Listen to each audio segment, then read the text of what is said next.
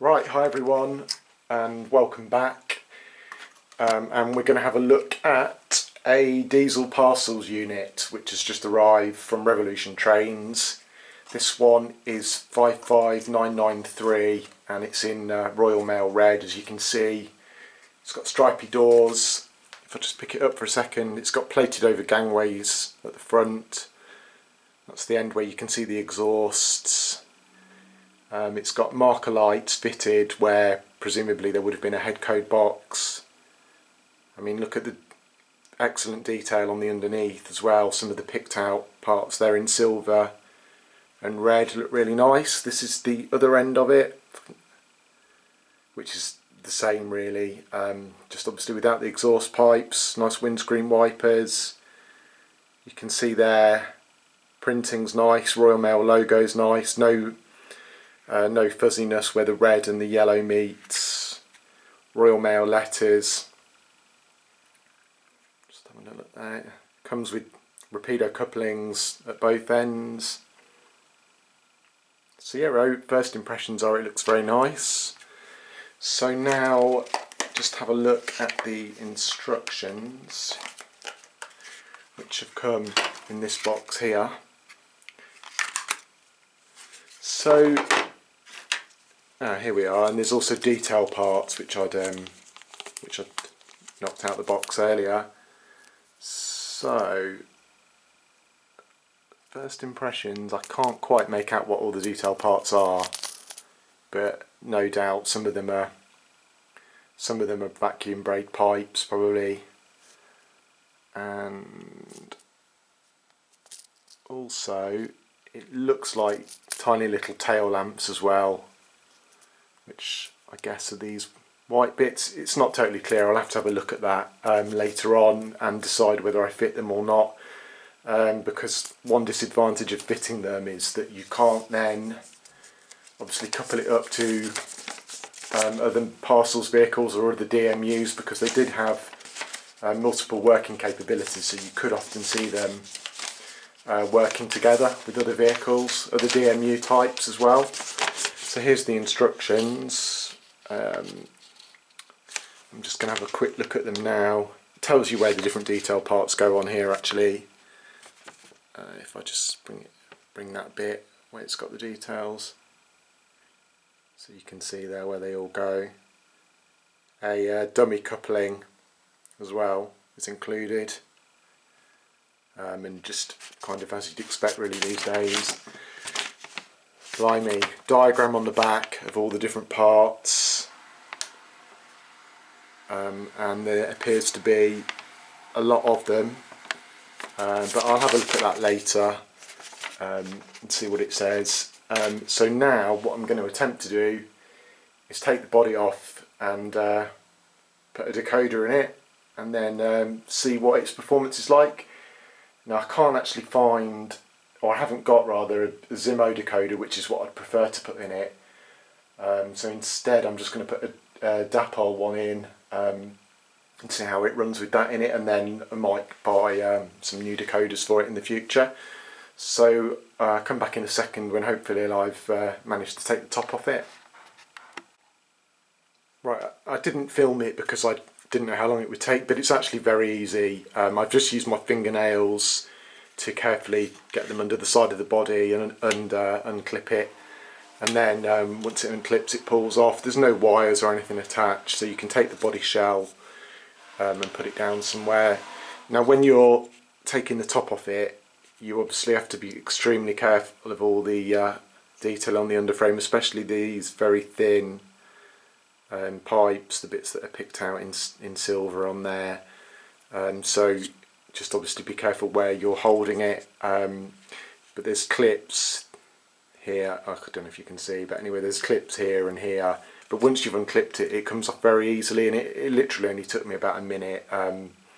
Some people use bits of card or cocktail sticks and stuff like that, but I just use my fingernails because I find it easier. So that's the inside of the body, and there's absolutely nothing in it. But looking at the real things, they seem to be kind of empty as well, really, in the main bit where the parcels would have gone, and that is the chassis. So it's a low height chassis, which is good because it means now that Revolution have got this, they can make other DMU types that have got the same length chassis. I think it's 64 foot or something like that. Somebody will know better than me. So if there's other DMU types that are about the same, hopefully they'll be able to reuse this. So now I'm going to have a look. It's got a kind of cab piece here, and this here is the blanking plate. So it takes the Next 18 decoder. Again, I've just used my fingernails and it comes off very easily. That's the blanking plate. Just put that down there for a second. So yeah, so far so good. What I'll do now is zoom the camera out slightly, and I'll get a decoder to put in it and then I'll give it a run. Right, I found the decoder. As I mentioned, I'm not a massive fan of the DPU Imperium decoders. I found them a bit hit and miss. I find the motor control is much better with the Zimo one. But anyway, I've not got any Zimo ones, so this will do for now. And to be fair, I've got some locos that do run okay with the DPU ones and I'm happy with, so maybe this will be one of them. So this is the chip here I've got. And just make sure I get it the right around. I mean, it's a lot easier than 6-pin and 21-pin and that kind of thing because you can't bend the pins or anything because there aren't any. So you just push down on it. You don't want to go push too hard, and you can see it's in place there now. So that's alright. I know you're supposed to run things in on DC, but to be honest, I don't always do that because it's a pain to get the DC controller and a test track out. But anyway, maybe I'm wrong to do that. So what I'm going to do is put it on the track, which you can't see, but I'll move the camera in a second. Then I will put the power on and we'll just give it a test and see what the performance is like. So in real life they were quite powerful. They had 2 Leyland engines, and they were, I don't know, 250 horsepower each or something like that, and it could pull quite a lot. It could pull 60 tons or something like that, maybe slightly more I think it was. So you could see it with a GUV or a full brake or other trailer vehicles, vans, that kind of thing. So whilst it doesn't need to be able to pull a massive train, I probably will try it with a few Parcels vehicles in a minute, just for entertainment value really. And then what I might do in the future is hook it up and run it with another DMU, or potentially with another one of these Class 128s, because I've seen quite a lot of photos where they were running as a pair. But anyway, I won't go on. I'll turn the power on and let's see how it goes. Right, after a bit of messing about trying to remember what address it was, I'm back and I'm just going to give it a bit of juice now, and hopefully you can see it's running very smoothly.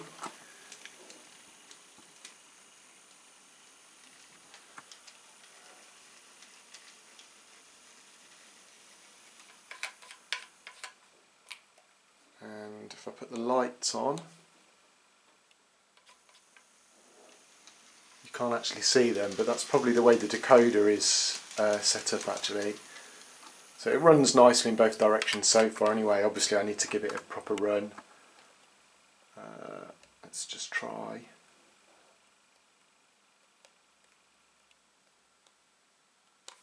There we are, the lights are on now at that end, and I presume they're on at this end as well.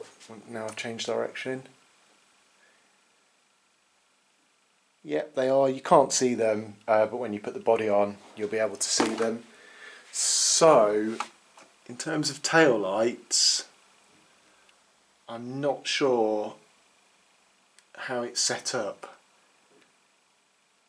I can't see them at the minute. So what I'm going to do is, now I know at least that it's taking power and it seems to be smooth, I'm going to put the body back on, because I'm guessing that will make it much easier to see the lights. So what I didn't do is make a note of which way round I took the body off, which is a bit stupid because it's not exactly the same, but I've got a feeling it was this way around. But what I would recommend is, if you do it, remember which end is which. I mean, you can obviously remember which end has got the exhausts, and whether that's the end where the speaker is, or these brass pickup bits. Let's have a look. So again, you've got to be very careful of the parts, the underframe parts. Just checking it seems to have gone on okay. So what I'll do is put it on the track here, actually, where it's a little bit easier.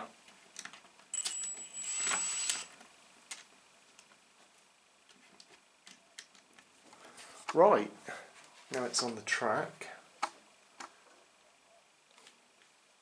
Just having a look to see about the red lights.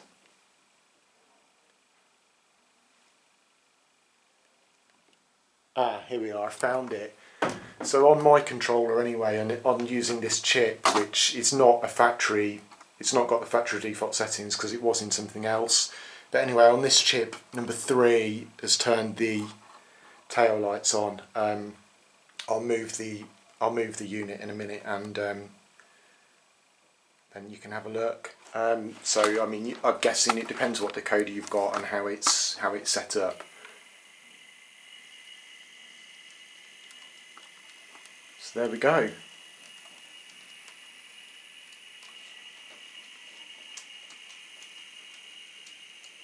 So it's running quite smoothly. Let's just stop it there. Just stop it by this signal for a second. And yep, the lights, they're fairly dim, but then they were, weren't they, in the olden days. So let's just turn that off, and I think the lights have changed.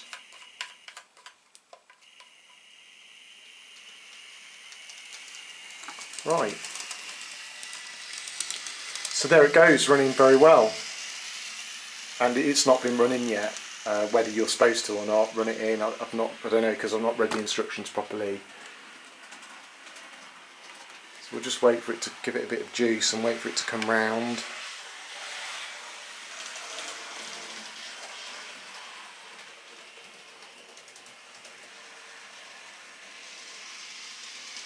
And here it comes.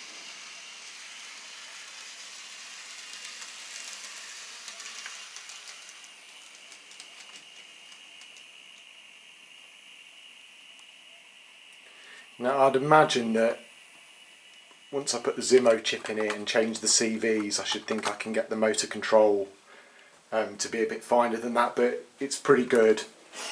So I'm just going to have a quick look now about the lights. Right, it's a bit of a mystery, but then I think it's something to do with the Dapol Imperium decoder as well. Means I'm not 100% sure how it works yet, but it has had lights on at each end. I'm just not quite worked out yet. There we go. That's one that's had red at both ends. Sorry, red and white at both ends.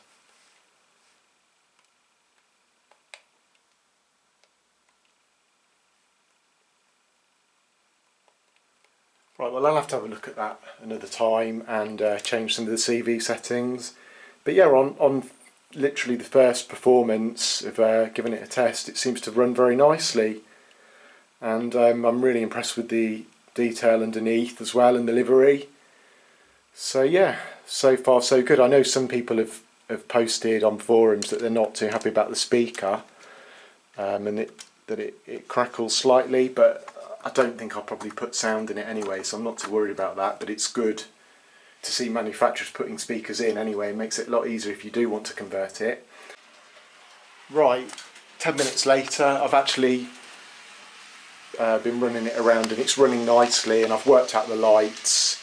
On the decoder I put in anyway, it was 3 and 4 do the red lights at each end, and then I believe it was just 0 that did the white lights, directional white lights. It's not stopped on any points, it's not derailed, so it seems alright. It's not properly running, but I'm going to hook it up to some Parcels vehicles, which you can see there. I'll just bring it to a stop. Yeah. Right, so I believe you can see the lights there. They are quite dim. You can probably change the CV settings if you want to, and you can possibly make out the red lights there on the back. I can make them out, but whether the camera can, I don't know. So what I can do, which is good, is I can actually turn the tail lights off now, because I'm going to hook it up to some vehicles. So what have I got? I've got a GUV, a blue one, if I can get it on the track.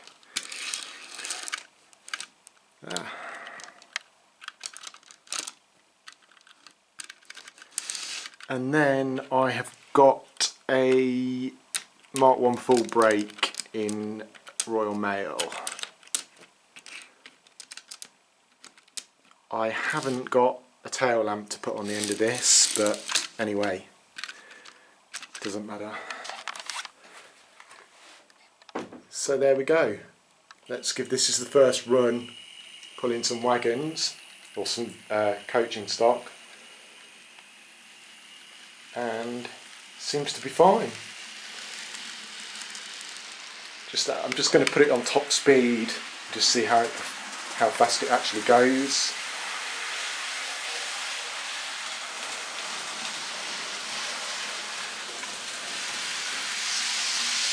And the answer is it goes pretty fast. So there we go. I think that looks pretty good really, with a pulling a load.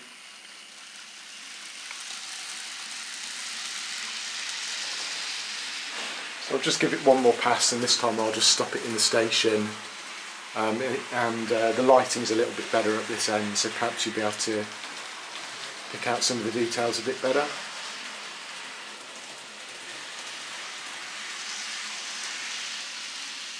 So I'll just stop it at the signal this time.